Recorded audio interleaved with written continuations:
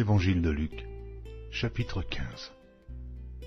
Tous les publicains et les gens de mauvaise vie s'approchaient de Jésus pour l'entendre. Et les pharisiens et les scribes murmuraient, disant : Cet homme accueille des gens de mauvaise vie et mange avec eux. Mais il leur dit cette parabole. Quel homme d'entre vous, s'il a 100 brebis, et qu'il en perde une, ne laisse pas les 99 autres dans le désert pour aller après celle qui est perdue, jusqu'à ce qu'il la retrouve. Lorsqu'il l'a retrouvée, il la met avec joie sur ses épaules, et, de retour à la maison, il appelle ses amis et ses voisins et leur dit : Réjouissez-vous avec moi, car j'ai retrouvé ma brebis qui était perdue. De même, je vous le dis, il y aura plus de joie dans le ciel pour un seul pécheur qui se repent que pour 99 justes qui n'ont pas besoin de repentance.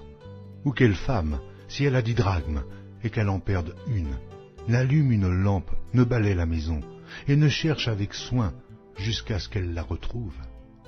Lorsqu'elle l'a retrouvée, elle appelle ses amis et ses voisines, et dit : Réjouissez-vous avec moi, car j'ai trouvé la drachme que j'avais perdue. De même, je vous le dis, il y a de la joie devant les anges de Dieu pour un seul pécheur qui se repent. Il dit encore : Un homme avait 2 fils.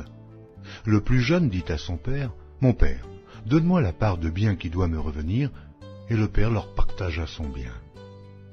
Peu de jours après, le plus jeune fils, ayant tout ramassé, partit pour un pays éloigné, où il dissipa son bien en vivant dans la débauche. Lorsqu'il eut tout dépensé, une grande famine survint dans ce pays, et il commença à se trouver dans le besoin. Il alla se mettre au service d'un des habitants du pays, qui l'envoyait dans ses champs garder les pourceaux. Oh, il aurait bien voulu se rassasier de carouge que mangeaient les pourceaux, mais personne ne lui en donnait. Étant rentré en lui-même, il se dit : Combien de mercenaires chez mon père ont du pain en abondance, et moi, ici je meurs de faim. Je me lèverai, j'irai vers mon père, et je lui dirai : Mon père, j'ai péché contre le ciel et contre toi, et je ne suis plus digne d'être appelé ton fils. Traite-moi comme l'un de tes mercenaires. Et il se leva et alla vers son père. Comme il était encore loin, son père le vit et fut ému de compassion. Il courut se jeter à son cou et le baisa. Le fils lui dit : Mon père, j'ai péché contre le ciel et contre toi. Je ne suis plus digne d'être appelé ton fils. Mais le père dit à ses serviteurs : Apportez vite la plus belle robe et l'enrevêtez. Mettez-lui un anneau au doigt et des souliers aux pieds. Amenez le veau gras et tuez-le. Mangeons et réjouissons-nous. Car mon fils que voici était mort, et il est revenu à la vie. Il était perdu, et il est retrouvé. Et ils commencèrent à se réjouir. Or, le fils aîné était dans les champs.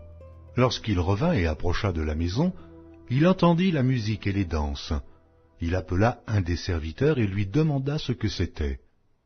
Ce serviteur lui dit : Ton frère est de retour, et, parce qu'il l'a retrouvé en bonne santé, ton père a tué le veau gras.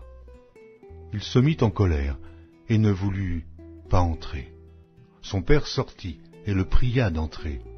Mais il répondit à son père : Voici, il y a tant d'années que je te sers, sans avoir jamais transgressé tes ordres, et jamais tu ne m'as donné un chevreau pour que je me réjouisse avec mes amis. Et quand ton fils est arrivé, celui qui a mangé ton bien avec des prostituées, c'est pour lui que tu as tué le veau gras ? Mon enfant, lui dit le père, tu es toujours avec moi, et tout ce que j'ai est à toi. Mais il fallait bien s'égayer et se réjouir, parce que ton frère que voici était mort, et qu'il est revenu à la vie, parce qu'il était perdu, et qu'il est retrouvé.